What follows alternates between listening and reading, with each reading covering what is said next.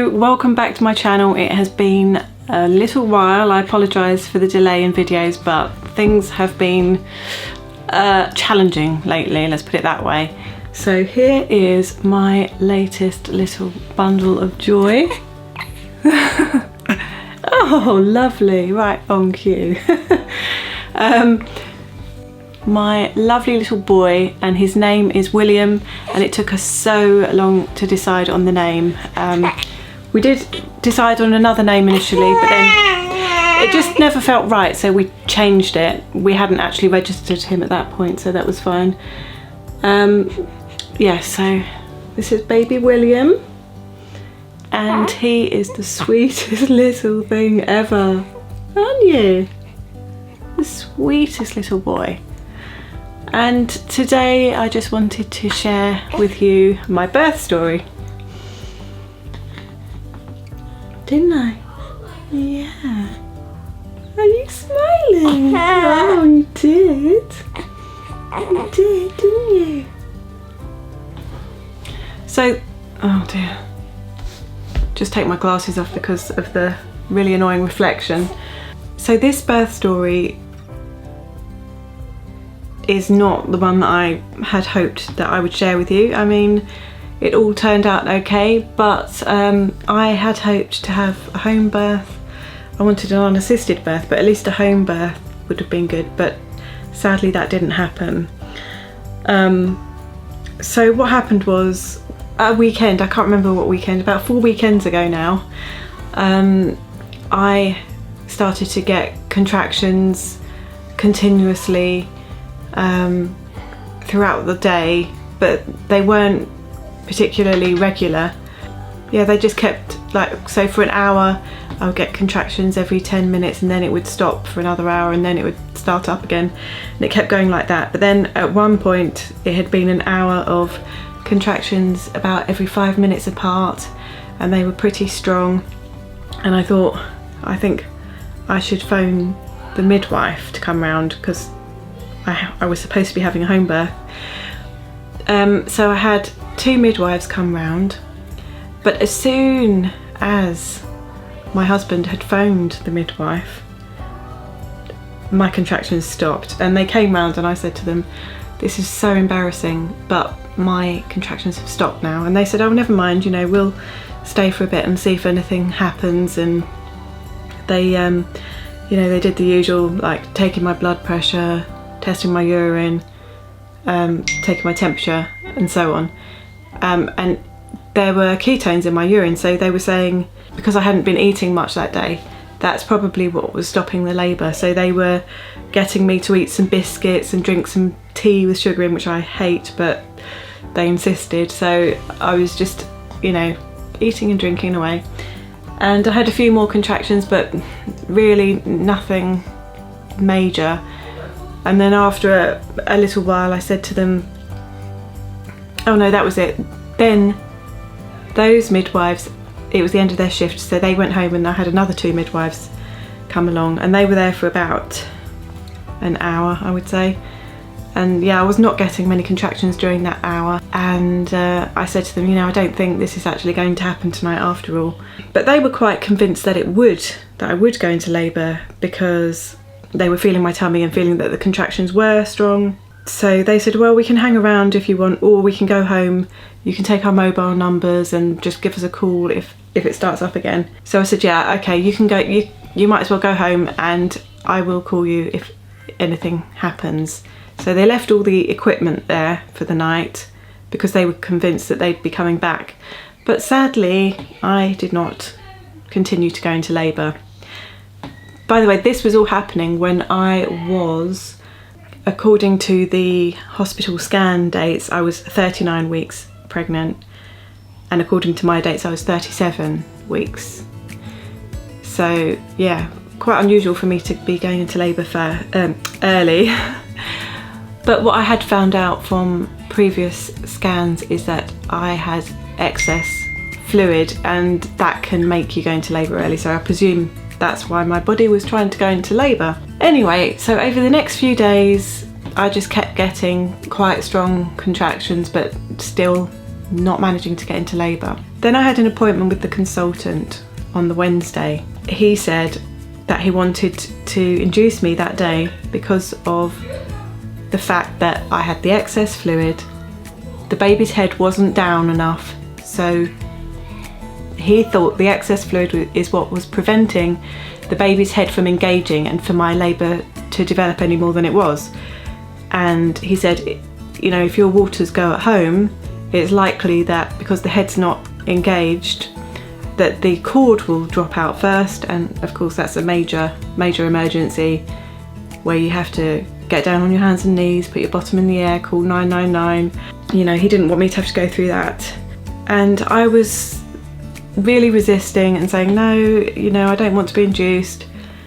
But there was a midwife with him as well, and she was talking to me and just saying, you know, I really do think that, you know, it's not worth the risk anymore, you should be induced. And I don't know, she was so nice and everything, and I just felt like, you know, I just can't take that risk. I don't want to put my baby's life in danger, or mine, because I've got lots of other children to care for and so on. So I thought, okay, I'm gonna have to be induced, and I burst into tears once I realised that I was going to accept being induced. But I said to them, but I don't want to be induced today, can we do it tomorrow, because I need to sort of mentally prepare myself.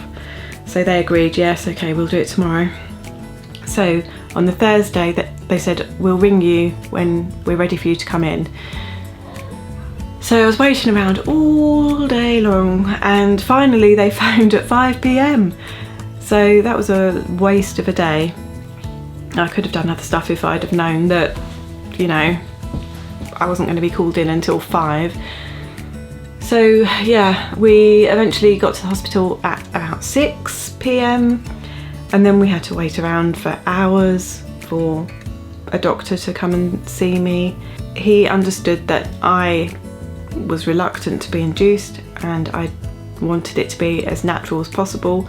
So the plan was that he would break my waters and then just let nature take its course and hope that I would just go into labour and it would be really quick.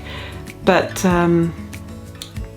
they would break my waters whilst a midwife was pushing down really hard on the baby to get him to get his head engaged, if that makes sense. So because his head was quite high up, as the doctor would break my waters, the midwife would just push down really hard on the baby's bottom and just try and get the baby to get the head engaged.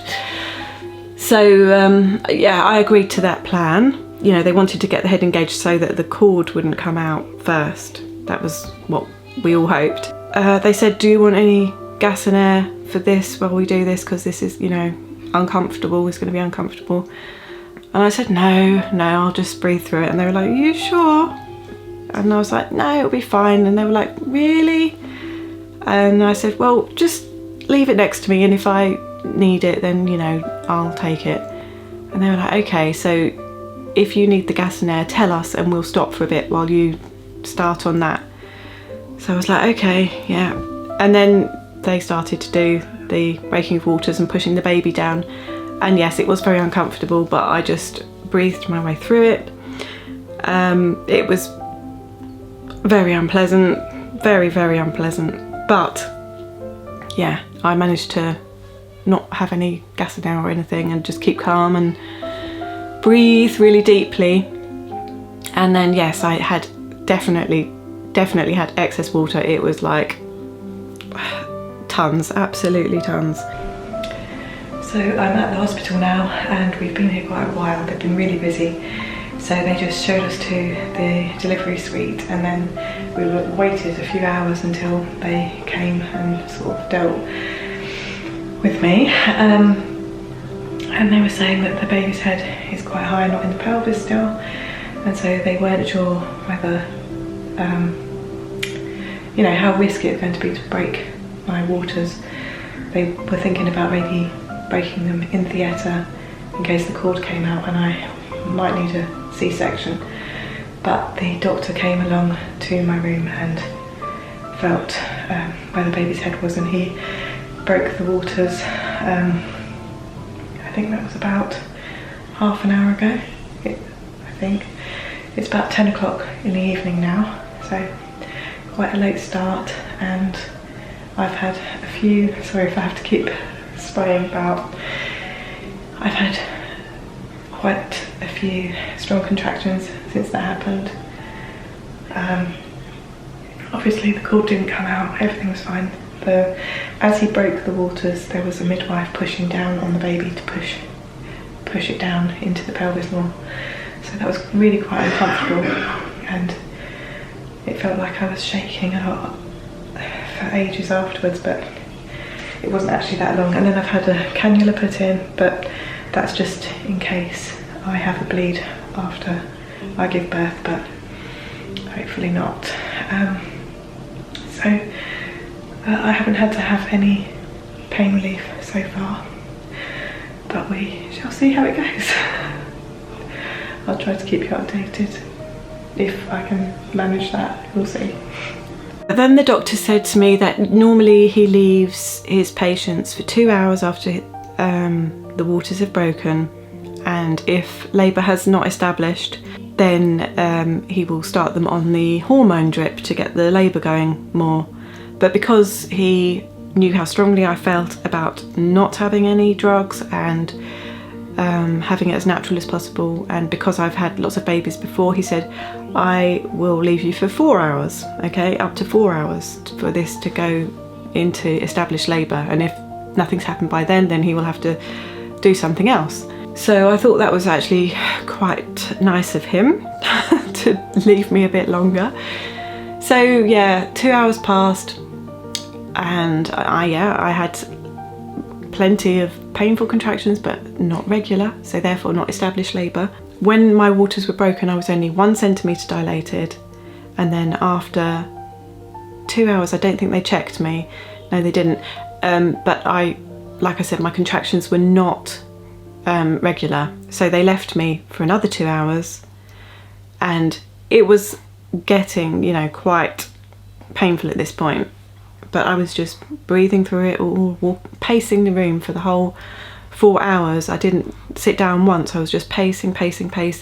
Bear in mind, I hadn't slept for the previous night anyway, and now it was up to about 1 o'clock in the morning or something, and still, had no sleep. So I was exhausted, I was absolutely exhausted because of the lack of sleep, and because I've been pacing around the room frantically for 4 hours. So then they came back in after 4 hours and checked and said, oh, you're still not in established labour, your contractions are not regular. And they checked to see if I had dilated anymore, and I dilated to 3 centimetres, which was ridiculous. Like, I just couldn't believe that it wasn't happening. It was just not. I thought I would have already had the baby by this point, because normally my labours are very quick. They are usually about 1.5 hours to 2 hours long, and here I am and still nothing. So the doctor said, well, yeah, I've left you 2 hours longer than I would normally leave patients, but I'm willing to leave you another 2 hours, and then we will really have to do something else. So I said, okay. So then I spent another 2 hours pacing around the room, round and round, just squatting, do all whatever, just trying to get this, bouncing on the birthing ball. But yeah, still, after 6 hours altogether, still I was not in proper labour, but I was in pain. I was not unbearable, but definitely enough for me to have to pause and not be able to talk. So then after that time, they came back in and said, okay, so we really need to put you on the hormone drip now, because your labour's just not establishing, and you're not, not really dilating much, and all of the rest of it. So I said, okay, but I want an epidural first, which, it sounds crazy, going from wanting to have no drugs, for it to be all natural, to all of a sudden saying, yeah, give me an epidural. But that is because I was induced once before, and I know that it's very painful, much more painful than natural labour.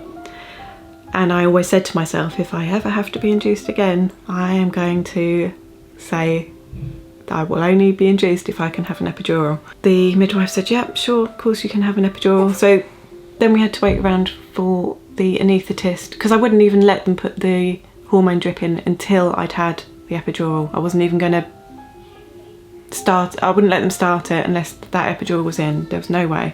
Yeah, I had to wait quite a long time for the anaesthetist to come round, and then she finally came round to me. I think I'd had to wait about, I don't know, half an hour to an hour, and then it took a long time to actually put the epidural in, because you have to go through all the risks and questionnaires and sign things, and so it takes a long time, and then the actual procedure of putting the epidural in and getting it all started. So then that was probably another hour. So, I'd been there a long time by this point, and I could barely keep my eyes open. Having the epidural put in felt very strange. I'd had one before, but I couldn't remember how it felt. But this felt really weird. She put the tube in my back, and that was uncomfortable enough, and I was having a painful contraction when she did that as well, so it was all very uncomfortable. And then once she'd done that, she said, oh, now you're going to feel like you're being electrocuted. And I thought, oh great, so yeah, then I had this weird electric feeling up my back. That was all done, so I was laying down in the bed, sitting up in the bed. You have a little button that you press every 15 minutes if you need a top up of the epidural. If you start feeling pain again, you can press the button. She said, yeah, you'll probably need to press that about 3 times before it fully works. So I had the hormone drip attached, and the contractions were getting really, really, really intense with the drip. I was pressing the epidural button, pressed it, 3 times, once every 15 minutes, and it wasn't working at all. But the midwife said, oh, sometimes it takes a while. So I pressed it another 3 times, so an hour and a half, and finally it started to work, but I didn't think it was going to work. So it started to work a little bit, but it took it took hours to actually work properly, which was quite disappointing. I mean, I wasn't in agony, but I just thought, what's the point in going through taking the risk of having an epidural, because it does come with its risks, and then for you to still feel uncomfortable. It just seemed really disappointing and kind of pointless. Eventually, after a few hours, it did start to work. I was very thankful of that. However, on my left side at the top, it never actually got to the point where it worked on that bit. So that top left part of my body was still very painful. But yeah, like I say, not unbearable. It was much better than it would have been without an epidural. So yeah, the contractions were really strong, and they'd leave it an hour or 2, and then they'd put the dose up, because I still wasn't in established labour. It was still the contractions were still not regular. Then they'd leave it another hour or 2 and then turn up the drip again. And I was just getting so worried. I was thinking, I don't know if it's a good idea to have the drip that strong, because I was getting that pain in the top left, and I was just thinking, this is unbelievably intense. These contractions are so strong. I was worried, that my uterus would not be able to cope with that. But the midwife was saying, no, it's fine. And I was just thinking, I'm not sure it is, but okay. And then eventually, at about, where are we? About 6 o'clock in the morning, on the Friday morning, labour was officially established. I was having regular contractions. So that was a relief. But yeah, the whole time I was very uncomfortable with that pain on my left. But yeah, they left me for about an hour. Well, an hour and 15 minutes. And then they noticed that the baby's heart rate was really dipping and staying low for quite a long time with the contractions, and they were getting worried about that. They checked to see how dilated I was and how far down the head was, and everything looked like I was ready to push basically. All of a sudden the room was just filled with doctors, midwives, students, all kinds of people, absolutely packed with people, and they were saying, right, you need to push this baby out now. And I was thinking, great. I could not feel anything down low. I could only feel that pain at the top on the left.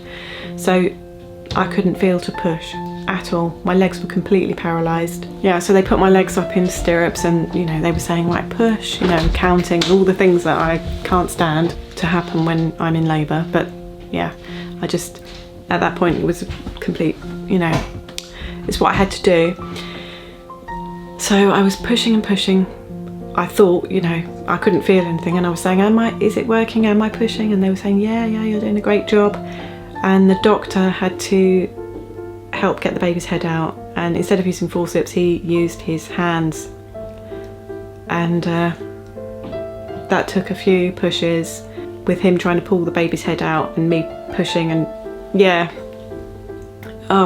it was pretty awful, scary. But yeah, he got the baby out. They put the baby straight on me, and he wasn't breathing, so they were frantically rubbing him with the towel and, you know, wiggling him about and trying to get him to do something, but he wasn't doing anything. And then I spoke to him. I was like, I can't remember what I said, but I said something like, hello baby, come on, are you going to breathe? And then he took his first big gasp of breath, and then they just quickly cut the cord, clamped it, whisked him off to be resuscitated because he'd stopped breathing again. Then there were even more people in the room. It was so crowded, it was ridiculous. Everyone was absolutely frantic, but myself and my husband, we were completely calm. We were just looking at each other, looking at the baby in the resus bit, and just, we both felt really calm, and we both just knew it was going to be okay. But everybody else was panicking like crazy. Absolutely crazy. And then, but just after I'd pushed the baby out, because I was still pushing really hard, because I couldn't feel the baby when he came out. Like I said, I was completely numb, so I was still pushing really hard. Like the midwife was, she said, you need to maybe not push so hard because you're going to burst the blood vessels in your face. And I thought, I don't care about that, I just need this baby out. But so I was pushing really, really hard, and the baby came out, and then straight after, my placenta flew out, and the midwife behind got sprayed with blood. The blood sprayed all over the wall, the bin, you know, behind and everywhere. And it was a big placenta, and it shot out. And then after all the resuscitation stuff and everything, and the baby was back on me and he was nursing away, she said, the midwife said, do you want to look at the placenta? And I said, oh yeah, let me have a look. She was saying, yeah, you've had a partial abruption or abrasion, I can't remember what she said, but where the uterus has torn a bit of where the placenta has torn a bit of the uterus as it's come out. And I felt sure that was the pain that I was having on my left side, is the placenta tearing the lining of my uterus, because when the baby was born, he had the cord wrapped tightly around his neck, and I had a very short cord, so it would have been pulling. And I had the same thing previously with my other son, where he had the cord wrapped tightly around his neck, and the cord was really short, and it was pulling on the umbilical cord. That was not good. So because of that, then they had to put me onto another drip to stop me bleeding. I actually didn't bleed that much. I'd only lost a pint of blood, or 500 mils, so not that much, but borderline too much, if you know what I mean. Yeah, so they put me on this other drip to stop the bleeding, then the midwife said to me, oh, you know, you've torn quite a lot. I just thought, oh no. I couldn't feel anything. But apparently I had lots of tears, which again is unusual for me. That doesn't normally happen. But the baby was born with his face up, you know, like facing the ceiling, sunny side up he was born. So yeah, it was difficult. So the midwife said, is it okay if I stitch you? And I said yes. But can I still have the epidural? And she said no. But she said you can press it, you know, a couple more times before I take it away, and then I'll stitch you up. So that was very kind of her. Yeah, so I didn't feel any of the stitching, which is lucky because she was stitching for about an hour. So after I'd been stitched up, obviously I was completely paralysed from the waist down.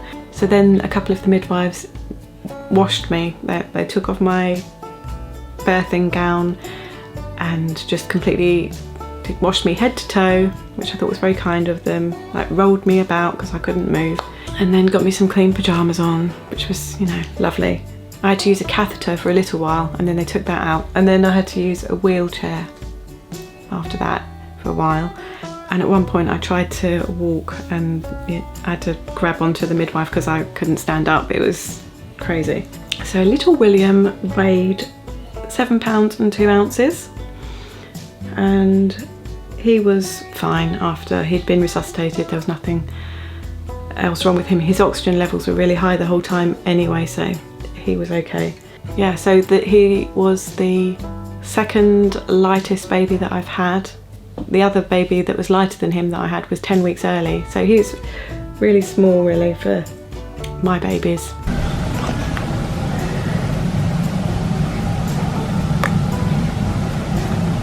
He looks so red on camera, but he's not. So this is my little room for the night. I've got the privacy curtain there. This is my own little room.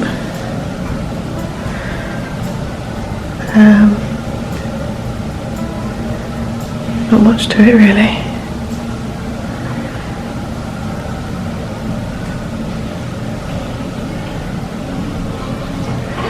And a little bathroom in there.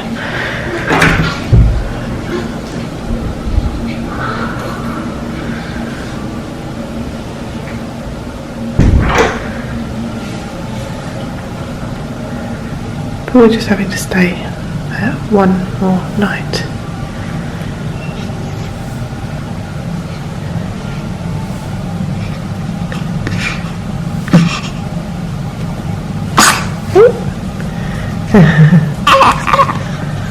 Yeah, so then we had to stay in the hospital for that night, and then the next day, you know, they take so long to discharge you from hospital in my experience. So we didn't get discharged until that next afternoon, I think on the Saturday afternoon. So I was in hospital a good long time. I was so unbelievably tired, really unbelievably tired.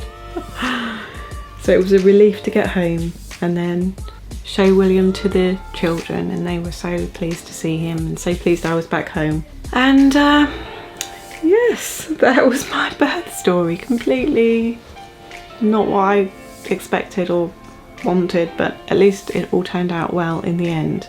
As you can imagine, I felt relieved after I'd given birth, had all my stitches done, and the baby was doing okay. I was so relieved that that part was all over. Little did I know that the worst part was not over. But yeah, I think I'll have to do another video on my postpartum recovery and how challenging that has been. Yeah, it's been, like I said, a difficult time. Baby William, he is now, he's going to be 4 weeks old tomorrow, and he is still not up to his birth weight yet. But like I said, that's all that postpartum stuff is a whole other thing, and I will do a video on that next. So I hope you enjoyed listening to my birth story. I know it's not the best, not the most positive, but the outcome was good. We're both happy and well-ish now, so it's all fine. Yeah, thanks for watching, and I shall see you again really soon. Bye.